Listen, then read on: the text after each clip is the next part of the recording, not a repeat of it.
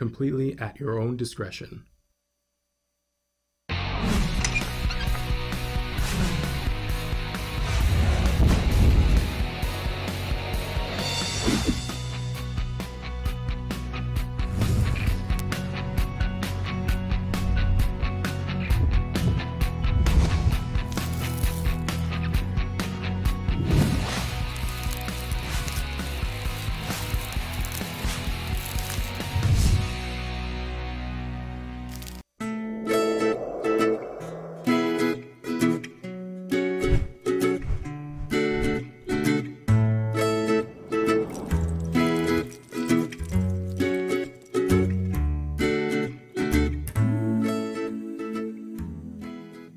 Good morning and welcome to Let's Talk Autism with Shannon and Nancy. I'm Shannon Penrod and Nancy is not here with us today and I miss her.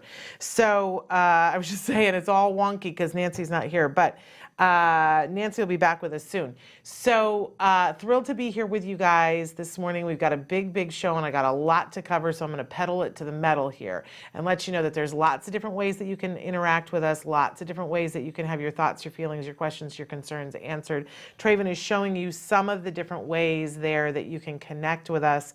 I want to remind you that our homepage is autism-live.com. When you go there, there is a chat space at the bottom of the page. If you click on chat, it opens up a little box. You can also email me, but we love to know what you guys are thinking. And such a great show today because we got three mensches on the show today, three fabulous men who are doing a lot for the autism community, and I'm really excited about that. A lot of times we're estrogen heavy here, but not today. It's all about the testosterone, and I really love that. It's a nice change of pace for us. So I hope that you will write in and participate with us here. Okay, want to get started with some in the news because there's some news stories that, boy, I got to get to today. So first of all, how's this? A 4-year-old boy on the autism spectrum whose name is Evan McLeod. Have you seen this in the news, you guys? He is an amazing young man, and his mom loves him and knows that he loves Disney characters, and so she takes him to Disneyland every single week. I love that. If you live in Southern California and you can afford the pass, man, there's no other way to go. Evan was adopted out of foster care, so how much do we love his mom? And he has had a little bit of a tough time. I mean, imagine being a kiddo on the spectrum in foster care. So, you know, he's thrilled, I'm sure, to be with his mom. And he is a guy who likes to dress up as Disney characters. And he recently went to Disney, and we can see the pictures there. I love that everybody was so inclusive of this. We've been having lots of conversations because it's Halloween and how rigid some people can be, and how, like, if this makes you uncomfortable, I gotta say to you, why? Why are you uncomfortable? Because if this little boy wants to wear a princess costume, I'm the first person in line to go, yippee skippy, let's make that happen. And if it makes you uncomfortable, you really got to look inside yourself and go, why? It's not you being asked to wear the princess, like if you tell me I don't want to wear a princess, I'm not going to make you wear a princess costume, right? But like, can't we all get behind this? And I love that Disney did, and I love these pictures, and I love this mom who's making a difference for this kiddo, because what we all need more than anything else is to be seen and to be heard, right? And this is who he is. So he has been seen and he has been heard. And then, of course, we need to be loved. All right. So love you, Disney. Love you, Evan. And love you to his mom, whose name is Ika Roca. Love your name. So at some point, we got to get her on the show. Love it. Okay. And by the way, if your kiddo wants to dress as something for Halloween, I just got to say to you, you know, if there's nothing about it that will light them on fire, there's one day of the year where you can wear what you want to.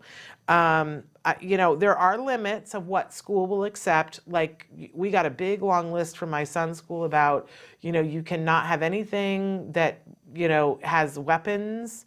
Even if it's pretend weapons, not allowed. There are no clowns allowed. I mean, they were very, very specific about it. But every year we see that there are Can I just say that my favorite thing to dress up as Halloween when I was a little girl was that I loved to dress up as Jackie Gleason. Now look, we can talk about how weird that is, but Jackie Gleason, I loved comedians, and I wasn't seeing a lot of funny women on television, but Jackie Gleason was a big fat man who was funny, and I loved to put, one of my dad's suits on, and my mother would put a pillow for a stomach, and Jackie Gleason did a thing about, and away we go, and I would do this thing, and people would laugh, and I loved it. I did not want to dress up in the princess costume. I mean, I did later, but when I was little, I wanted to be Jackie Gleason. What can I tell you? And I'm glad that my mother didn't say no. You know what I mean? I'm just saying, like, let your kids be who they want for Halloween. It's all good, right? Okay. Then further, there's been a lot in the news talking about the blue pumpkins and the teal pumpkins, and what are we going to do about the pumpkins, and should we have the pumpkins, and should we not have the pumpkins? And everyone has weighed in.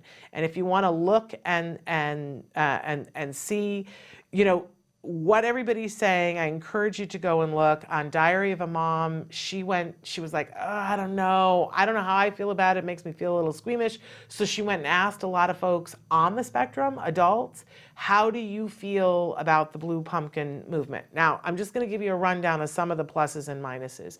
If you have a kiddo that really wants to go and do Halloween, and you have people in your neighborhood who are the kind of people that the kid comes to the door. I've had this happen, where the kid comes to the door and they stand there with their little pumpkin to get the treat, and the person says, you have to say trick or treat, and if you don't, I'm not going to give you the candy, right?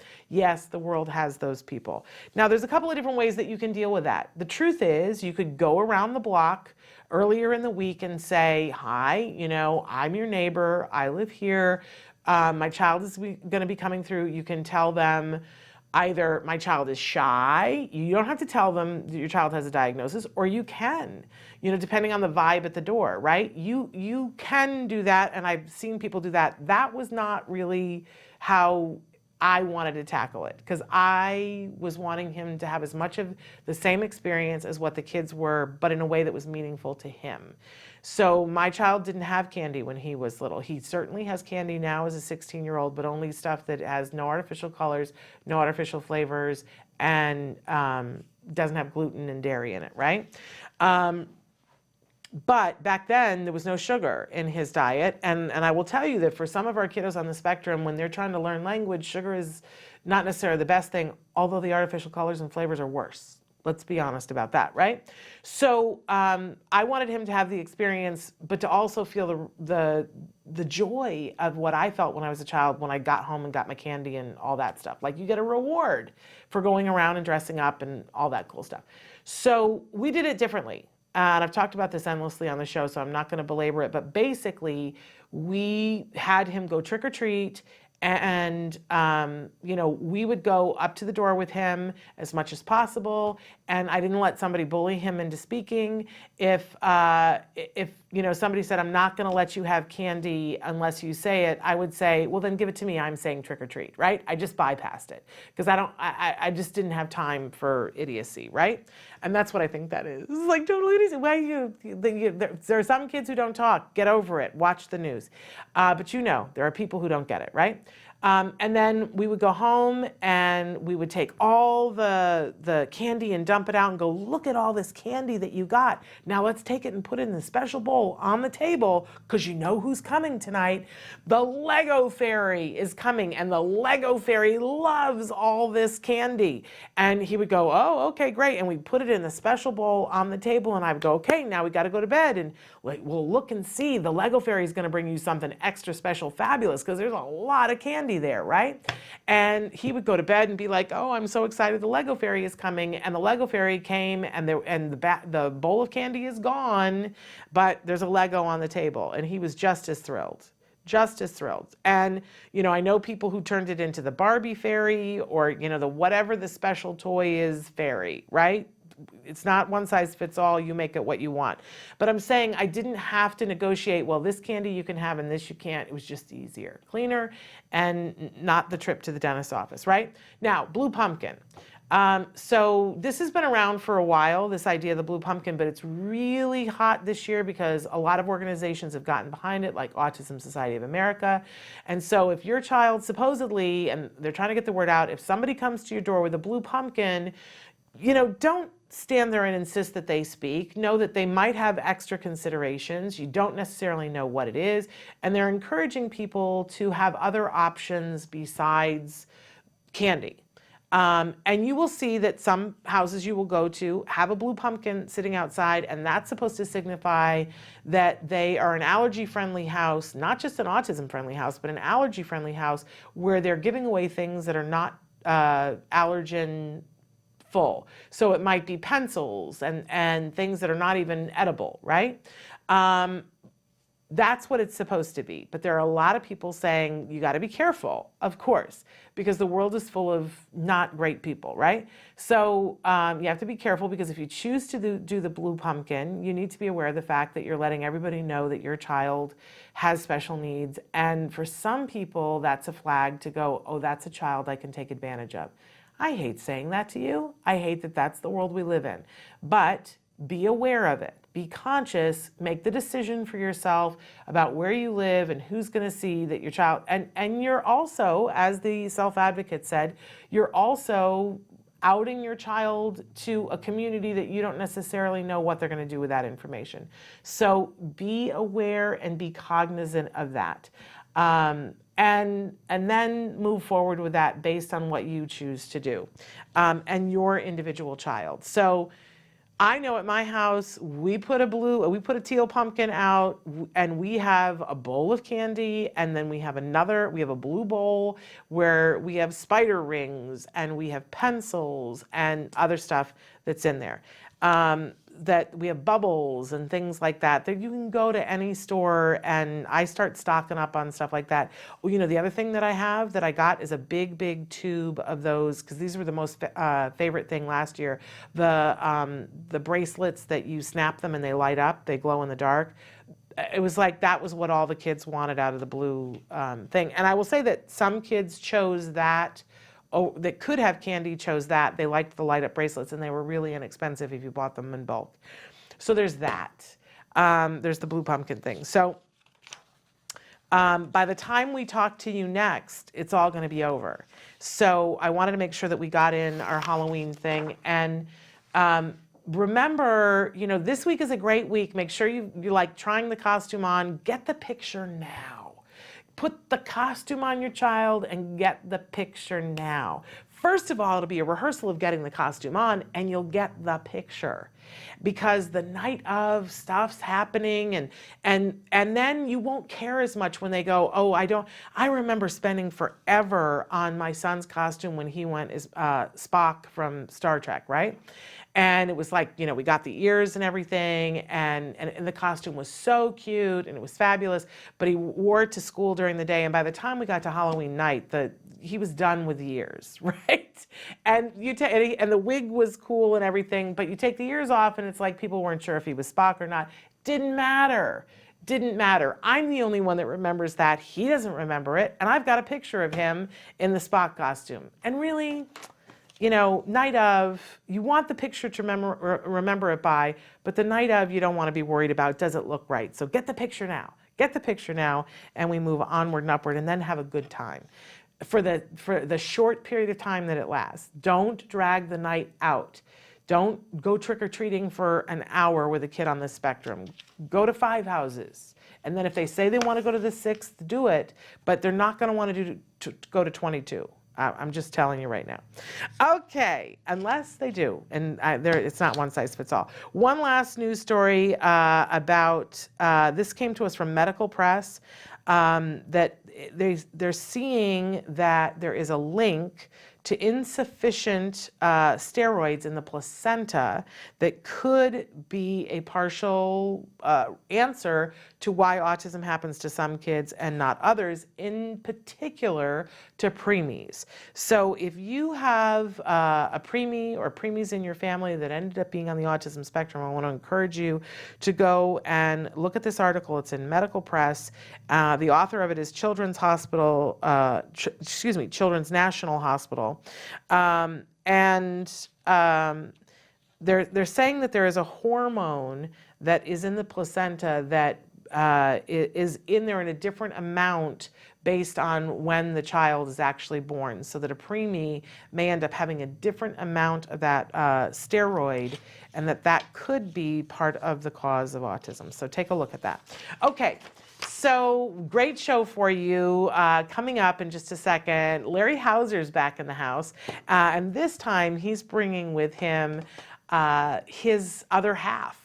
Not his wife, but his partner in Fullerton Cares. His partner in his business is Bourbon Street Bar and Grill and the Bowery Craft Beer and Pizza Restaurant. John Skehan, I believe I'm saying his name right, and he's awesome. Wait till you guys meet him. He's really wonderful. So we're going to talk a little bit more about Fullerton Cares, amazing organization, and this incredible event that they have coming up, the comedy show for autism, which we love Jay Moore, and you know, there's a rumor that we may get Jay back on the show before the comedy night. We hope that that's true because we just love and adore him.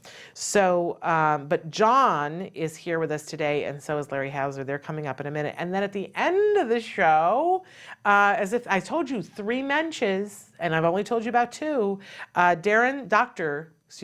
Dr. Darren Sush is going to be with us.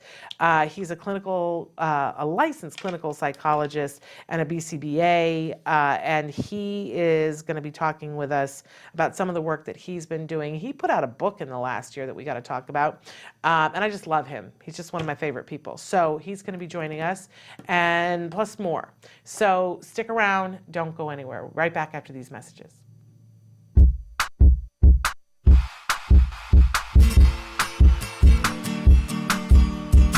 Hi guys, welcome back to Smarty. For this month, I figured we're going to do a super special portrait that is in the theme of October, which means spooky eyes that follow you as you walk around.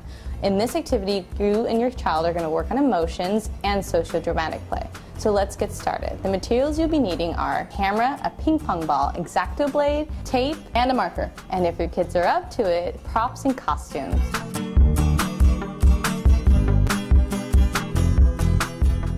Now let's take some photos. It's a great time to work on emotions and sociodramatic play. Let's get our props.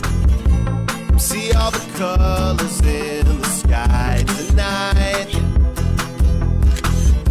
It's time to let the sunshine hide. Once you finish your photo shoot with your child, select one of the photos and print it out on a large piece of paper. Now that you've selected your photo, you're going to take an X-Acto blade and just cut out the eyes from it.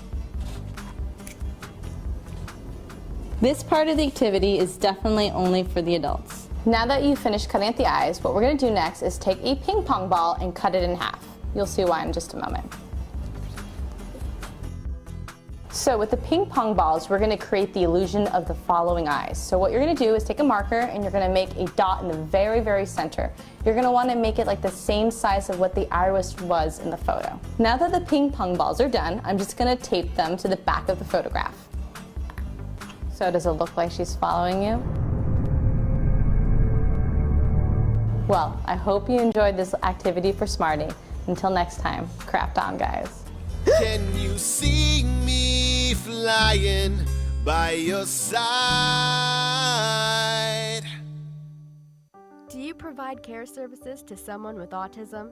Recently, more and more children are being diagnosed with the condition and getting the support they need as awareness grows. But what happens to these children as they grow up? It's estimated that over 500,000 youth with autism will turn 18 in the next decade, and they'll be faced with a very difficult reality. As children with autism grow up, their services start to disappear or become very difficult to access. Things like medical care, mental health counseling, vocational training, and more. All services that are still desperately needed. The loss of support that youth with autism face as they grow up is so severe that it's referred to in the autism community as falling off a cliff. Adults with autism need the same level of support they had as children to avoid falling off the services cliff. Introducing Skills Living, the web-based software designed specifically to help transitioning youth and adults with autism so they can avoid the cliff and instead fly to success. With Skills Living, help your learner with autism develop the skills they need in all the critical areas of adult life, including self-control, planning, and problem-solving, effective communication, performing life skill tasks for independent living, acquiring and maintaining employment or other meaningful activities, developing and maintaining social skills and relationships, accessing transportation and public services, and being safe. Skills Living includes a comprehensive assessment, a data collection mobile app, behavior intervention plan builder, and automatic progress reporting. It also provides a complete curriculum addressing 16 key areas spanning the entire range of functioning adulthood. Skills Living is easy to use and can be implemented by schools, parents, and autism service providers. Call or click today for your free demo and see how Skills Living can help your learner with autism avoid the cliff and instead reach their fullest potential. Skills Living. Wish, learn, become.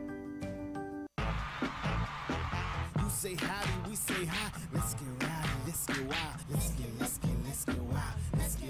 Let's get wild. Let's get wild. Let's get wild. Hi, welcome back to Autism Live. I'm Lisa Ackerman. We're here doing allergy-free cooking, and I brought my sister with me today. Jamie Davis, thanks for having me. A lot of people are asking about an allergy-free breakfast, and breakfast can be full of crap. But it's full of crap cereal. and it's hard to do. We don't have time in the morning. We're in a hurry. We're going completely nut-free. The recipe is not Personality, we can't do anything can't about. do anything about that.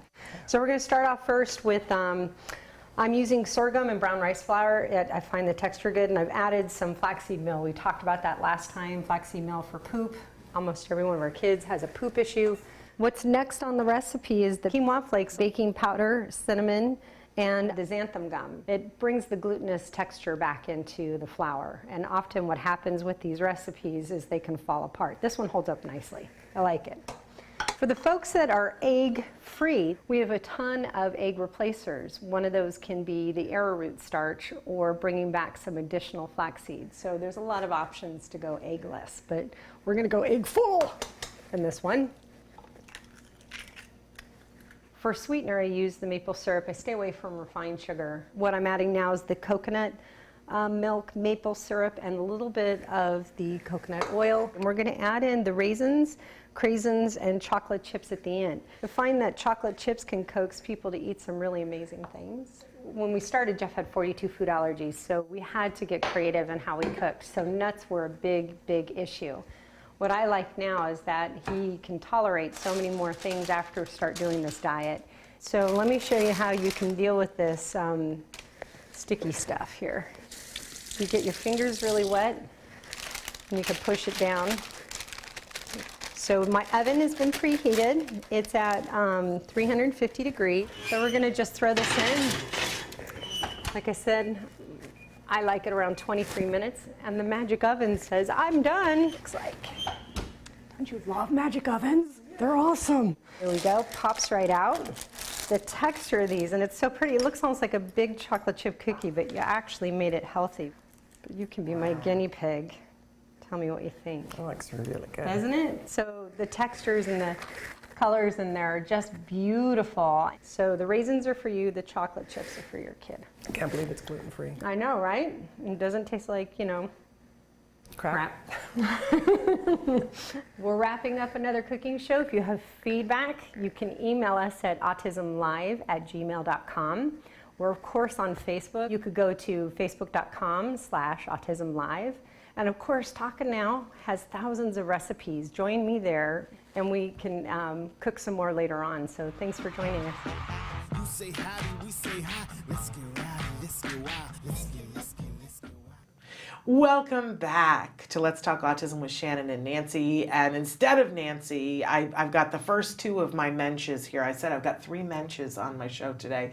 We've got Larry Hauser, who's here. And for the first time on the show, we have John Skehan Did I get it right this time? Yes, ma'am. Okay.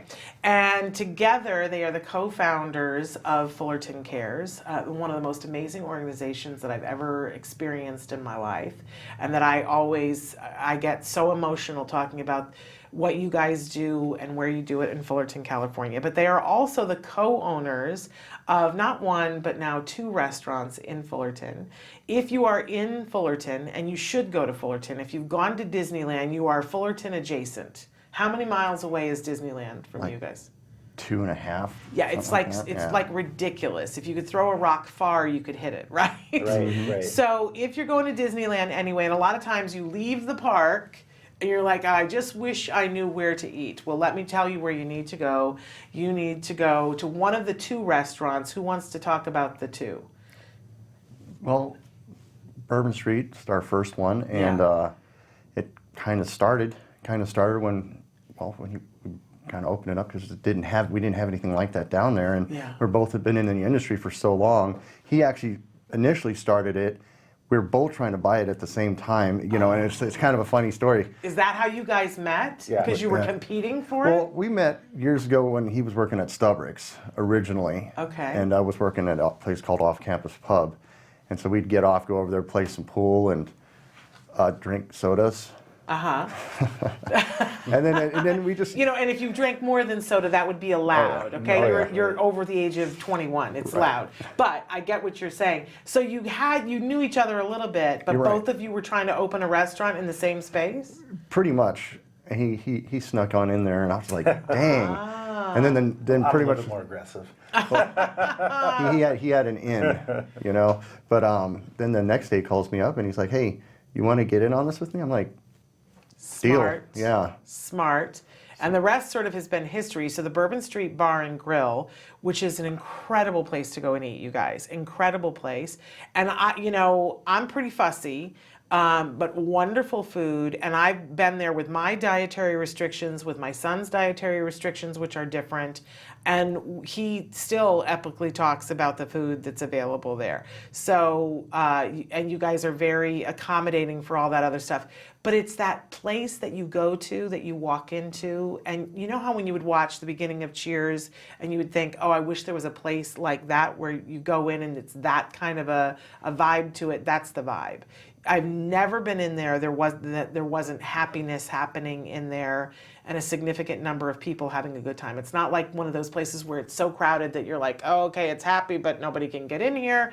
But the food is good, the company is good, the staff is amazing. Thank you. So go to Bourbon Street Bar and Grill. But then you decided that wasn't enough, and now you've opened another place, which I have not yet been to the new pizza place. But tell us about the pizza place. The Bowery is focused for the families. Okay. So it's a kind of like a modern, like the pizza parlor kind of got lost. Yeah. And then for a short period of time, they were really popular back when I was growing up, and John, we were the same age. And then it just kind of got lost, and we just brought it back to today's needs and wants for families. Like a crafty style pizza and beer and so the family can go, parents can have a beer, but your kids are there with you and you're having amazing pizza. Right. Wonderful. I like to equate it to when you come in as a family or as a large group, the parents can just enjoy themselves. We'll babysit the kids. Well, we like that, don't we? Yeah, it's actually kind of fun because we have lots of games there for them to play, and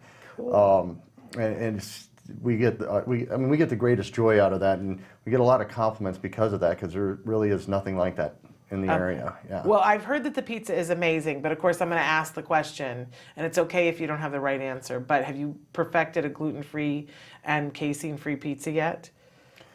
Not yet? You're working on it? We are working on it. We have the cauliflower pizza, which is super popular. Oh, okay. So you do have a gluten-free. We do have a gluten-free option. Right. Yeah. We're just and you can get the dairy-free cheese too?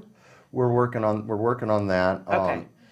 And then, all right, let me know, because I'll be there right after you have that, because that's what, we're always on the hunt for that. So, but in the meantime, we would go over to the Bourbon Street Bar and Grill and get Like there's an amazing nacho thing, and there's some, I don't know whether it's like the home fries or there's something that's like potato chips, but it's got all the stuff except cheese. We get it without the cheese that is to die for, that my son constantly talks about. He's like, I want to go back there and have that. Yeah, just our Bourbon Street nachos. Okay. Yeah, But then you have it with what? Potato skins, or there's something that's like... You can do it with fries or potato chips. That's what we have. Okay, so truly, truly amazing. Okay, so that's the backstory on that. But you open up the Bourbon Street Bar and Grill, and then there's a little bit of a hitch. And not only that, you open up the Bourbon Street Bar and Grill, but you do it with a commitment that you're going to create something that's for the larger community, right? You already had the idea to do Fullerton Cares. Right. Because John and I are both worked in the city, in the area for quite a long time. So we were both like-minded in that sense. So already, opened with the idea that, you were going to do it in conjunction with this organization that was going to give back to the community in a larger sense. But then something life-changing happens, and Boyd comes along, and he was on the show with us last week, and he gets diagnosed with autism. And you're relatively new partners there. Mm-hmm. And so how did that change what you guys were doing? Well, it changed a lot. I think John saw the situation, and we were already doing an event. I think we were open for 2 years or a year and a half, and a community event. And after the diagnosis, we just kind of got together and wanted to take this event to this route, the autism route. So that's what we were going to do from now on. And as a partner, you're front seat of watching, as all this happens. I would venture that there are a lot of people who would go, hey, I didn't sign up for this, and it's not my kid. But I hear that that's not who you are. No, that's not how I've ever been. I've always, my parents raised me differently. Yeah. Where, I always try to look out for other people. So, with Larry, being my best friend and my business partner, it's like, there was nothing else we could do. We had to go this route, and it really worked out. It's really made quite a big impact on our community, with awareness, just with acceptance and everything. And every year we do just the Mardi Gras for autism. Every year we do that, it's bigger and bigger. Like it's when you think you can't fit any more people in that parking lot, you see more people, and I think it's really good because every year it does get better. I know it's really good. I mean, I'd say nice things about the Mardi Gras for Autism all the time, and that it's the only event of its kind where you have done what we all talk about doing 20 years from now. That where we all want to get is to a point where we're in a community where our kids are accepted. I was just talking before about Halloween and how you're going to negotiate and all the people who don't get it. But Fullerton is a place where all the businesses get it, and you have people who just come out to support even when they don't have a kiddo on the spectrum. You have reached that tipping point of where the community is involved, where when you have an autism event, usually it's the autism community that comes, not in Fullerton. In Fullerton, everybody comes. The dentist comes. Right. Yeah. The school superintendent comes. The mom who lives 3 houses down from a kiddo on the spectrum comes and goes, I know that we've got a neighbor who's on the spectrum and I wanted to come to support. And brought her kids, and her kids are having fun and interacting and in the sensory zone with all the other kids. You guys, nobody does it better than you. Nobody does, everybody's following in your snowshoe prints. So amazing, right? I think we just have a great platform. John and I are at the restaurant all the time. We're interacting with our guests all the time, and these things come up and these things are talked about, and a lot of times the customers initiate it. Yeah. They learned about us. Well, they see that everything that you have posted up, and you've got the events, and people are talking about the Mardi Gras, and so I'm sure it comes up. And so I just applaud you guys for that. And then we have to get to promoting the event, although, you know, we've been talking about this and we're going to talk about it right up till the day that it happens. You have 2 big events that happen every year, and we're about to crest the time when the second one is coming. It's the Comedy Show for Autism. For the second year in a row, you have Jay Moore, who is your headliner, which is just like incredibly, ridiculously fabulous. He is hilarious, and he's another mensch. Just a really good guy wanting to do the right thing, and he's also hilarious. So let's go over the particulars about the event. What day? Saturday, November 16th. Yes. And so we don't normally do it on a Saturday, right? No, this is our first Saturday. We're going to do it at the Ballroom, which is right above Bourbon Street. It's historic too, just like the Fox that we've done it at. But we switch off. We switch off both from the Fox and the Ballroom, and it's just mainly because the Fox Theater, it's not operable. Yeah. It's only operable for our event. So there's a lot of stuff that goes into it, and you know, we want to take a little bit of time off from it. It's more like it alternates every other year. Yeah. And it's done like that on purpose, just to kind of keep the Fox as it being on, you know, a good buzz. It's a historical landmark. Yeah. It's incredible. But the Ballroom is incredible too. Historical too. It's Ballroom amazing. is just, I think it's almost as old as the Fox, but really? it's also, I kind of like the Ballroom a little better because it's a little more intimate. So you can actually smell Jay Moore's breath, you know. Okay, I'm not sure I want that, but all right, good to know. But we have something awesome about this particular event. Yes. And not only is Jay Moore the headliner, we also have George Perez, who's coming back. He was with us since day one. Yeah. And then we also have Ada Rodriguez. And we normally have Keith Reza as a short act. Keith Reza is a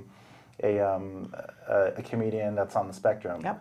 So this year we're actually going to have him be the host of the entire event. Which I love. So I think it's something different, but I think it's the direction that we want to go with this event. He's totally ready. He's ready. Hilarious. Right. He's totally, and I think that's wonderful. That's something that I see these gentlemen do on a regular basis. Is they're not just talking it; they're walking their talk.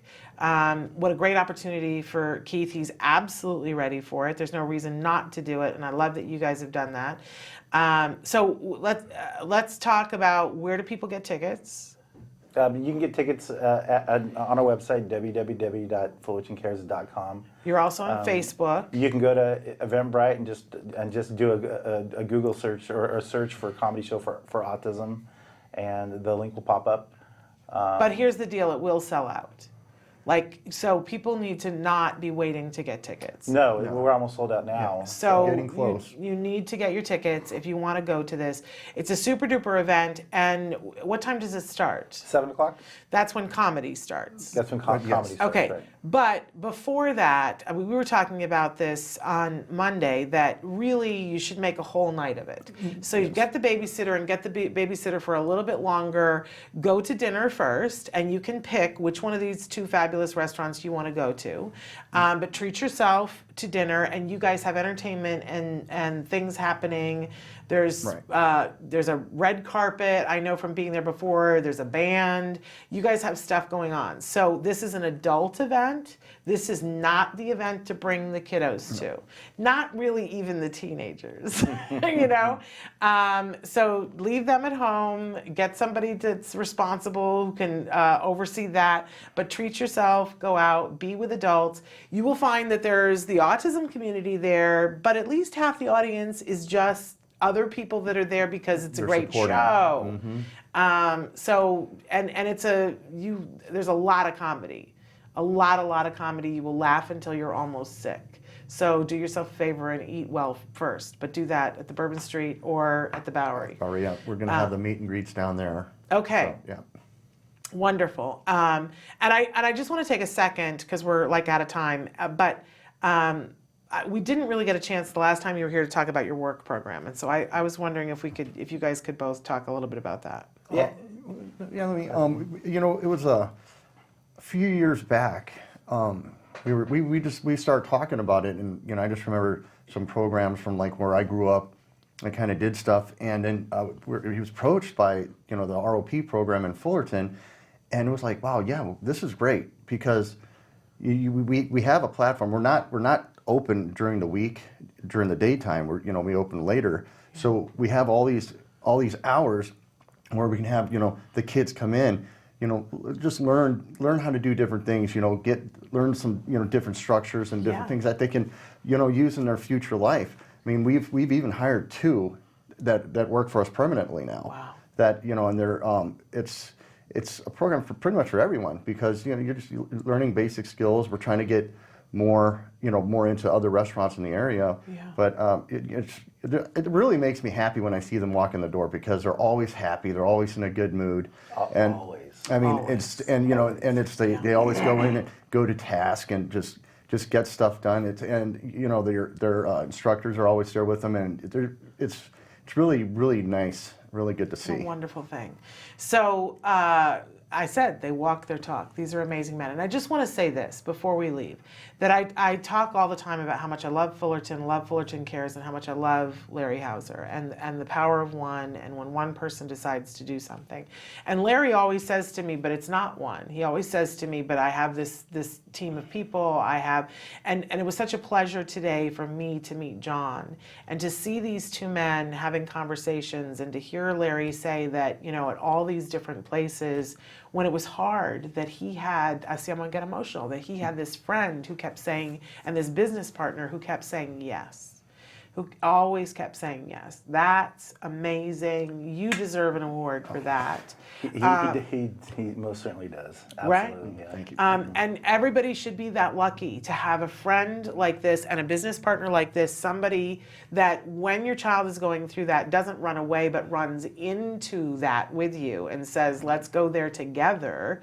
This just gives us more purpose and more of a mission that we're going to do. Everybody deserves that, and how lucky are we that you were there to do that with him. No. And we've all benefited from it. All of us have benefited from it. So thank you. I just feel fortunate that I could have been some help, and we keep going. Wow. Yeah. I'm like wet here, but it's thrilling. It is thrilling.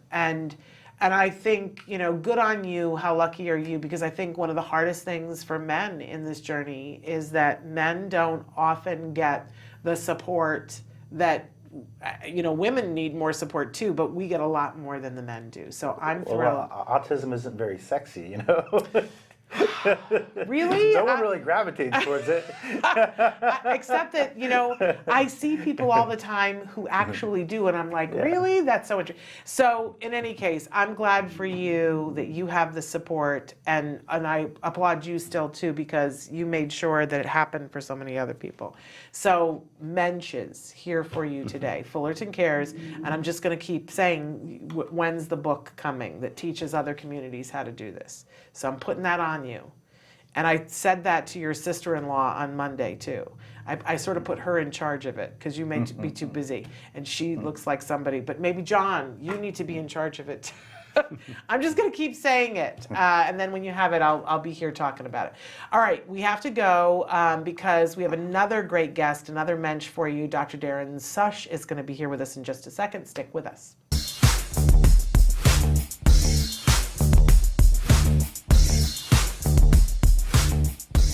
Parent to parent, you might be asking yourself sometimes, why does my child have meltdowns? Well, the difference between tantrums and meltdowns, they're a part of typical development, but meltdowns are when things get a little bit more out of control, when even the child isn't sure what's entirely wrong. Generally with a meltdown, there's an environmental component. There's something else going on outside the child that's making the tantrum worse. It's really important that we start to be detectives and take notes and look around at the environment and start to figure out what are the things that happen every time your child has a meltdown. And lastly, it's important to get help. You really can't face these kinds of things effectively completely on your own. Tantrums, they're a part of typical development, but don't accept meltdowns as something that just happens. Make sure you get help and support. You might be asking yourself if your child has autism.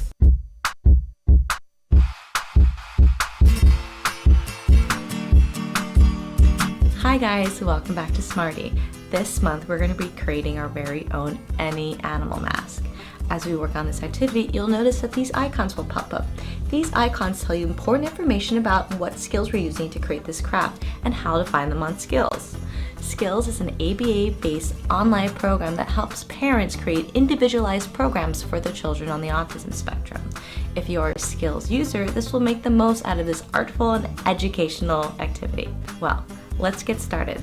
The materials you'll be needing are glue, scissors, hole puncher, markers or crayons, pipe cleaners, and the template. So step 1, you're going to go to our Facebook page at facebook.com/autism-live, and you're going to print out the templates that you see there.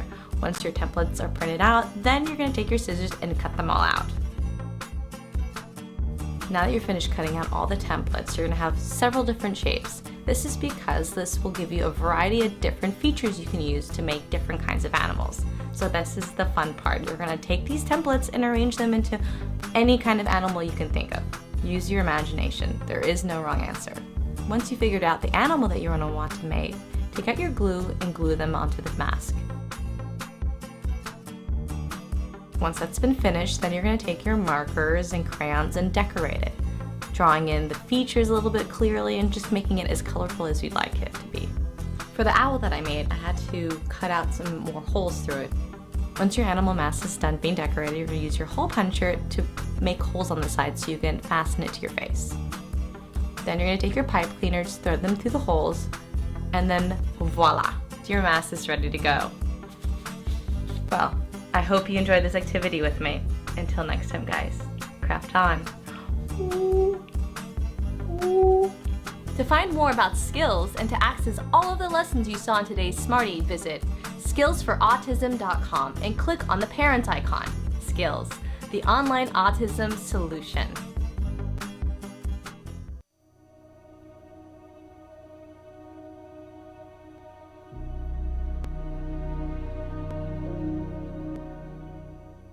Hello, fellow activists. Last week, I introduced you to step 5 of the 10 steps to empowerment, shore up spiritually. Let's talk more about finding ways to do that. How to find out what lifts your spirit, feeds your soul, and make it a practice. That practice is different things for different people. It could be the practice of meditation, of prayer, of community worship, or serving others. But it's the practice that will give you hope and faith and strength for the journey ahead, for the marathon journey of raising a child with autism. I get inspired every day by the families of children with autism that I come into contact with, like the parents of the nonverbal child who have not given up hope that that child will speak one day, or the grandparents who should be enjoying their retirement but instead are joyfully raising their adult grandchild with autism, or the mother who is fighting for services for her daughter while her Marine husband is fighting a battle to keep our country safe. They all inspire me. My grandmother, Diddy, who is an angel who still guides me every day, had this quote inscribed in her Bible. I sought my soul, but my soul I could not see. I sought my God, but my God eluded me. I sought my brother, and I found all three. I think I'm finally starting to grasp the meaning of that. So feed your soul, lift your spirit, and until next time, keep the faith.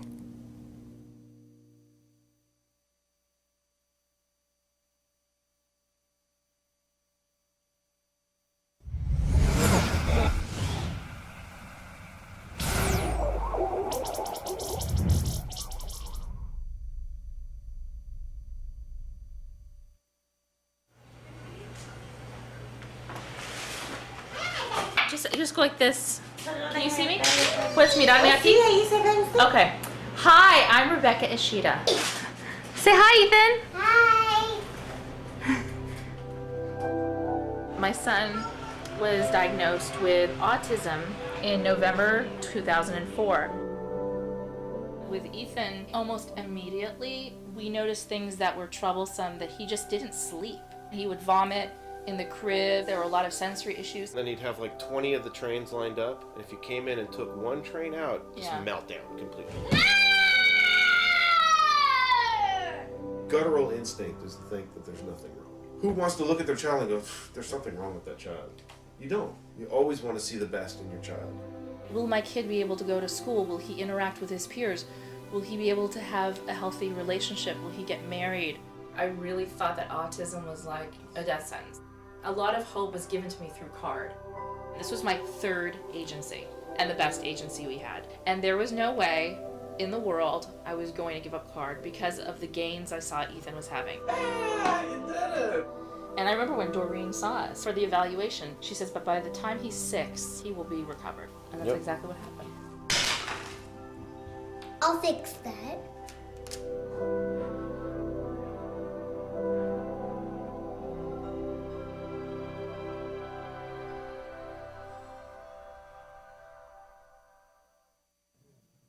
Welcome back to Let's Talk Autism with Shannon and Nancy. It's just Shannon and Dr. Darren Sush. Did I get the name right this time? Perfect. Yeah, okay, because I always want to say it wrong. And I was saying before, I said I'm having 3 mensches on the show today. So you're mensch number 3, because I always think of you as being one of the good guys. That you are such a wonderful resource and a wonderful addition to our community. I said before that you are, I want to get it right, a licensed clinical psychologist, but you were also a BCBA, but with a D at the end of it. He's Dr. Sush. So, and he is the co-author of this book, a workbook of ethical case scenarios and applied behavior analysis. And his co-author is one of my other favorite people, Dr. Adele Nadowski, who I just love and adore. So now, I just want to stop for a second and say, when you told me what the title of your book was, there was a part of me that went, like, right? Yeah. And I think that's how most parents would go, okay, that has nothing to do with me. Yeah. But the truth is, it has everything to do with us, right? Well, the truth of the matter is a lot of BCBAs, when they hear, okay, we're going to talk about ethics and behavior analysis, they have that same type of reaction too. Oh, really? They don't get excited about it? Well, because it could be a very boring topic if you let it, or if you let it become, how we provide our practice, that good ethical practice really means good clinical practice, and that it's really how we interact with the field on a daily basis, then it becomes a lot more interesting, a lot more exciting. There you go. Because it's impactful in so many different ways. Okay, and so we have to say, if you're watching and you are a BCBA or you're a caregiver or what, this is a wonderful workbook. And I just want to show that, they give you scenarios and then ask you to be mindful about what the ethical things are that are of concern within this scenario, and then sort of lead you through this discovery of honing in on what's important here, right? Right. So that's really what this workbook is about, to help you to be mindful about ethical things. So for the parents, though, that are watching, you might be thinking to yourself, again, I don't really care about that. I don't particularly want to know about it, but I'm just going to guess that 3 of the 5 problems that you're having right now are because you don't understand what the ethical guidelines are for the professionals that you're working with. So maybe we should go over some of that. Sure. Yeah, and I think, behavior analysts and the field of behavior analysis has a code, an ethics code that we follow, similar to a lot of other fields, like psychologists will have an ethics code, medical practitioners will have an ethics code, counselors will have one, and there's a lot of similarities between all those codes, and what that is, it's a way in which we guide our practice to ensure that we as providers are doing the best possible job for the individuals and the families that we're working with. It also helps us to make sure that we're protecting ourselves, that we don't get into any type of trouble, whether it be giving ourselves a bad name or get into any situations that might potentially be problematic, and also kind of make sure we're representing the field in the way that the field would want to be represented, so that you don't, as a family or a parent, go and have an experience with a behavior analyst or a BCBA, and then maybe it doesn't go so well, but then you attribute that to the entire field, and unfortunately don't seek any additional services that might be appropriate or necessary. Fair enough. So, but I can tell you, I always like to tell on myself, when we started therapy, the first therapist who came to our door, who ended up being, our sort of senior therapist, is a gentleman who I still to this day adore the ground that he walks on. I always say, if he ever needs a kidney, he just needs to pick which side he wants. I mean, this is how much I love this man. And he came in and was a miracle worker with my child, and I immediately was like, I want to be best friends with him. Right. And I think that we all feel that way, right? To the point where 5 weeks after we started therapy, I had an opportunity to go on a game show, and they were saying to me, we want you to come in with another person.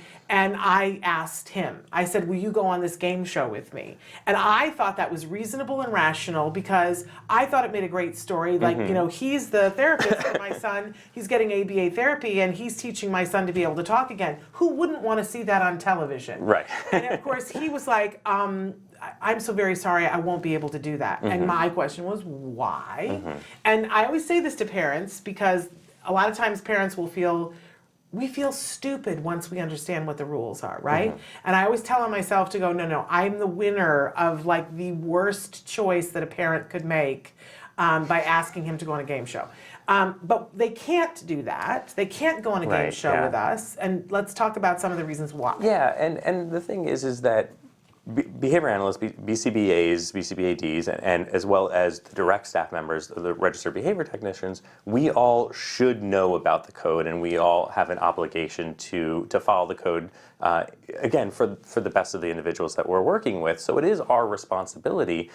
But it is really important, I think, for us as practitioners to talk about that with families, to talk that there is this code that exists, what some of the stipulations are, what some of the guidelines are within the ethics code, and then why it's there really for the benefit of them. Because otherwise you might find yourselves in those situations where there's that miscommunication or misunderstanding, and also so families know, oh, this is what I should expect out of the person coming in and working with my child or with my family. Yeah. This is something that helps to maintain a standard for the betterment of the care that we're receiving, for the betterment of the instruction and intervention. And that really is the bottom line, is that not only is it what's best for the therapist, but it's what's best for the kiddo, for the client, is that we maintain a professional relationship. Right. And I go directly to anybody who watched Parenthood, right?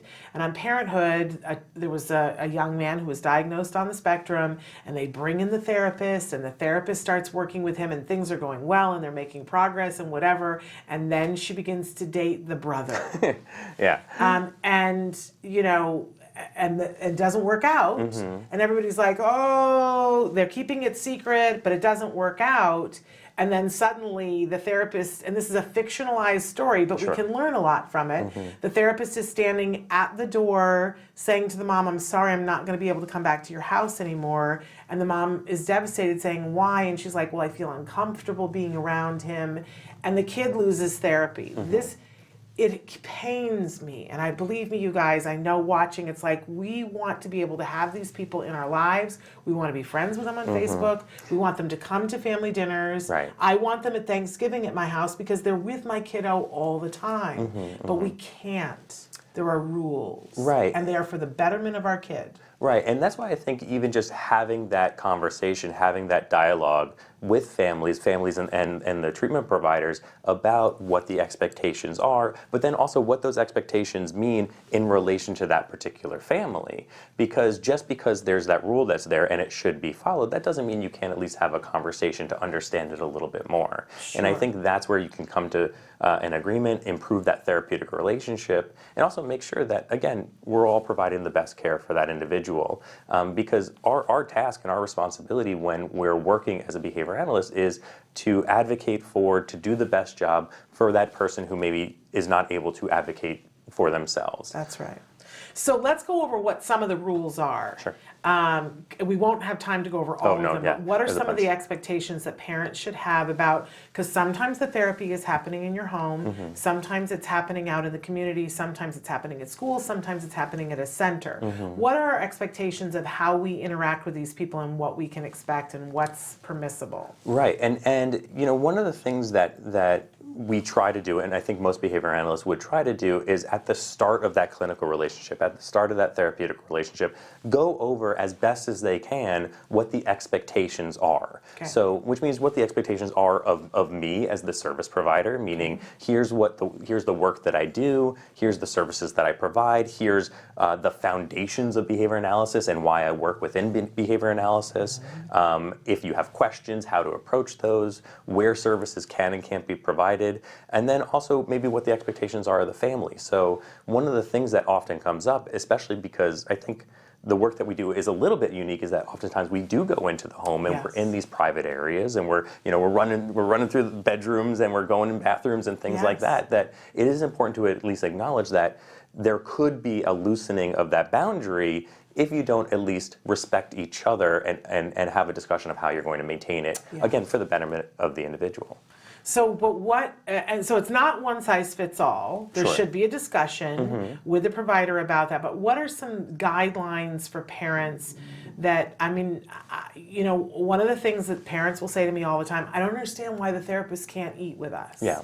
So maybe go over what that rule is. Yeah, so there is, and that is probably the biggest one that gets talked about is the gifts clause, if you want to call it that. And so food is considered a gift. Food, depends, right? So it depends, and that aspect has been added to the newest version of the ethics code, which was written in 2014, became official in 2016, but it says right in there, we don't give gifts, we don't accept gifts, and it's pretty blatant how it's described at all. And the controversy there is not one-sided. There's in every time I'm talking about ethics, every class that I teach about ethics, the first question that gets asked, if they have a question about the code, is what about the gifts thing?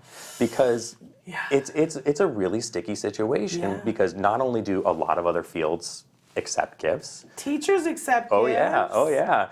And a lot of other professions, teachers accept it. It's sometimes standard, and from a cultural perspective, it's sometimes really important as a means of demonstrating appreciation. And there's not necessarily the black and white rule related to it. Of course, some gifts are probably better than others, or if they're saying, oh, and I got you this $100 gift card, probably a pretty clean standard. That's not necessarily appropriate, but it wouldn't really be appropriate either for the BCBA, who's then being offered this gift card, to say, how dare you do this? Right. Don't put me in this position. Exactly. You should know better, because a lot of families don't know better, and they're trying to do something nice and show appreciation for the work that you're doing. So even if you're not going to accept it, the way in which you communicate that can be really different. There's been a lot of talk, though, about what about a card or a picture or something kind of small but meaningful. Yes. And I think like a child's art project. Yeah, by no means am I saying if a kid draws me a picture of me and him playing, I'm not going to say to that kid, but no way, I'm sorry, I cannot accept gifts. So that's something that's, of course, I think allowable, and I don't think that there'll be any argument. Of course, I don't work for the BACB, but I think I could speak fairly comfortable to say that. But I think one thing that would then be our responsibility to keep in mind as you get maybe to the higher, moving a little bit up from that child's art project, is how might this, maybe not necessarily in this moment, but in the future, would this have any repercussions to my ability to make sure that I continue to provide the best of care for you and your family? Right. And the truth of the matter is that we can't think of every contingency, and that as something as innocuous as saying we're sitting down and eating. I mean, I remember there were times when a therapist was there when we were sitting down to eat because we were working on a food thing with my son. And to me, it was awkward to have them sit at the table and not have a plate in front of them and have something to eat. Right. And they were so professional about it. They would say, oh, thank you, I just ate before I got here. And all this, and I would be like, they don't like my food, right? Because that's what we do as parents. And I didn't completely fully understand it, even though, can I tell you how many times it was explained to me? Right. But I have a pin that somebody gave me that is very indicative of me in my life, that I was like, your silly rules don't apply to me, right? That's what my pin, and they were like, this fits Shannon. Because I was like, that's a silly rule. If I don't understand it and understand how it impacts me, often I'm a little dismissive of it. Right. And it seemed like, how, if you sit and have some mashed potatoes with this, how is it going to impact, my child negatively? I think it impacts him negatively to not see you eating. He doesn't see you as a person. So, for me, I'm never 100% sure. And that is, I think, where, as the behavior analyst, the person working within your home, or the one-to-one, the RBT, maybe working within the home, it'd be a great chance to talk to the supervisor about how to manage that circumstance and situation, because in one respect, yes, the code does say this would not be what you're supposed to do, but then what might be the repercussions of that choice of saying no? What might be the repercussions of saying yes? And then you have to kind of weigh the costs and benefits of that, because if that's something that's going to completely tear apart the clinical relationship, you're not going to be effective anymore. Yeah. Maybe there's something that can be discussed with the family. Yeah. But again, if you just say, no, I'm not going to eat your food, yeah, who's not going to get offended by that? Right. But if you explain and you have that conversation about where you're potentially coming from, then maybe there's something that can be worked out. If it's accepting the food, maybe, or bringing your own food, or something, anywhere in between, it might be an option. But we as parents need to be aware of the fact that there are ethics that they need to follow, and that their job performance relies on them doing that. The bigger thing is making sure that we don't create an environment in which anything that can happen that can get in the way of the therapy, and it can. It absolutely can. Yeah. I'm sure that every parent watching is like, oh, I've seen that happen, right? Yeah. And it seems all innocent and whatever, but why should there be ever anything that prevents your child from getting the therapy that they need? Right, and the reality is in most circumstances, it's not going to lead down the road to something really bad or horrible. It's not going to have this type of problematic impact on the relationship, or really make sure that, I can't provide services for this family anymore. But it would be appropriate for the behavior analyst to at least think consciously about that, to make sure, because again, our role is to provide scientifically validated treatment, the best of treatment, and to do whatever we can. And if we're making decisions that are contrary to the ethics code, then maybe we're compromising that. Yeah, there we go. And I love that you're looking at it from that end. Of course, I'm always going to look at it from the parent end. And one of the things that I say to parents often when I'm trying to explain this to them, because it's hard, right? One of the things I say is, let's stop for a second. Let's imagine that your child grows up and they're 19 years old, and 20 years old, they're in college, and now they have a job. And their job requires them to go into people's homes that you don't know. What are you comfortable with? What are you comfortable with? Are you comfortable with them having to eat with whatever that person is providing them? Because when you put it that way, I go, wait a second, no. I don't want my child to feel like they have to eat something. It would be better if there's just a rule that they don't eat anything. It makes it a lot easier. It does, because it's like, because if you eat some and you don't from somebody else's house and somebody finds out, then it's, oh, you really don't like my food.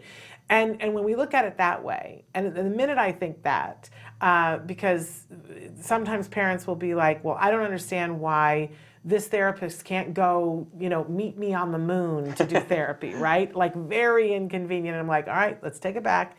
If it's your child and it's their job, does this seem reasonable to you? And then it changes everything. Changes everything. So if you can look at it through that light, you guys. There's no reason why a parent can't get this and have an opportunity to look at some of the case studies and see some of the issues that you guys have to deal with. I just thumbed through it and I was like, oh yeah, no, I see that. And I love that there is an element of mindfulness about this. Sure. I know that both you and Dr. Nadowski are mindful people. So I love that you're calling it into the open and have people look on it and work on it and understand a situation before it happens. Yeah, there's no way to prepare for everything, but having a good understanding of how to either ideally prevent some of these ethical challenges from coming up, or at least manage them should they become present. That's really what the workbook is about, is just getting used to being able to deal with these situations and circumstances in the best of ways. And I would imagine you guys have seen a lot in both of your practices. Oh yeah. Because there's a lot of things that wouldn't occur to me as a parent. And then, over the years, I've heard a lot of things from parents and I'm like, oh, see, now that would never have even occurred to me.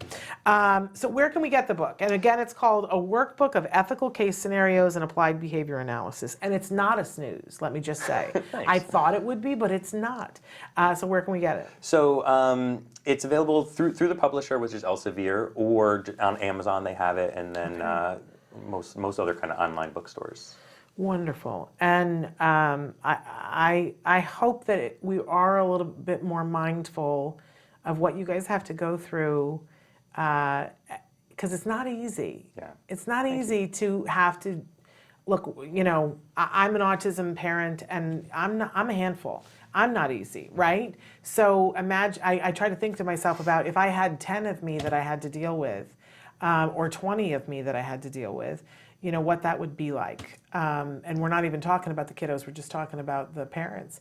And we have concerns and needs, and to be able to deal with that in an ethical background with that construct is what I'm trying to say. All right, I thank you so much for being here. Yeah, thank you very much for having me. We are totally out of time and past time, and I'm supposed to tell people who's on the show next week. It's here. I can never find it. Okay, so next week on the show, we have Amanda Kelly is going to be with us on the show. So that's going to be super fun. And then on Tuesday, we have a best of. On Wednesday, Dr. Doreen Grampiche will be here with us answering your questions. On Thursday, it is a very special show because it is Halloween. I will be in costume on Thursday, and our very special guests for the hour will be Matt Asner and Nava Paskowitz-Asner on Thursday, and you will want to watch that. There will be surprises, and you will want to see, because I have my costume, and you will want to see. And then on Friday, we had Jill Woodworth, who is the host of TSC Talks, a podcast about tuberous sclerosis complex, which I'm hearing there are many more cases in the autism community than I was aware of, and so we're going to hear all about that on Friday. Until then, give your kiddos a hug from me and one for you too. Bye-bye for now.